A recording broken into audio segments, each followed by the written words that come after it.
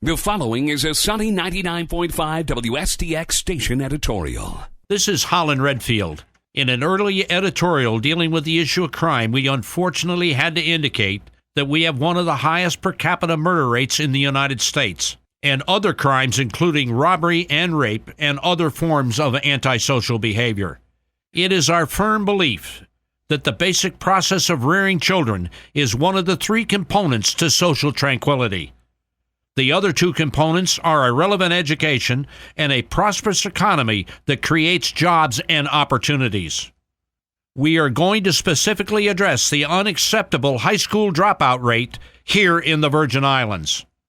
We found that 8%, or nearly 1 in every 12 students, dropped out of high school in 2004 school year. We also found that the Virgin Islands dropout rate was amongst one of the highest in the nation. A staggering 392 of the territory's 5,078 high school students dropped out in 2004.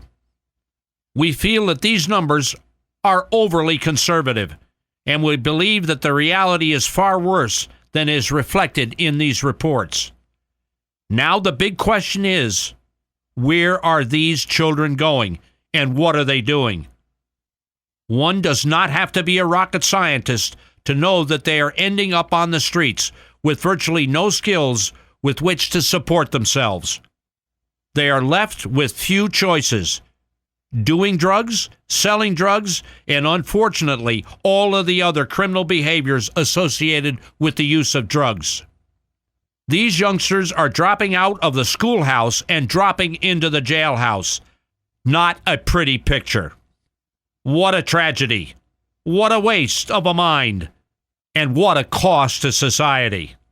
We were encouraged by the governor's State of the Territory address, in which he recognized these shortcomings and made it clear that he intends to establish a Children and Family Council to deal with these very issues. It is our hope that this is not just rhetoric, and that we address these issues for just what they are, a crisis. Under the best set of circumstances, where our children are getting a complete education, the opportunities here in the territory are next to none. And for those that are going on to a further education, are leaving as fast as they can for opportunities outside of the Virgin Islands. When we look at education and its effectiveness, there must be a practical application of theory. Simply put, that means that our education system must keep up with the relevant curriculum that prepares our youngsters for the real jobs that are available in this community.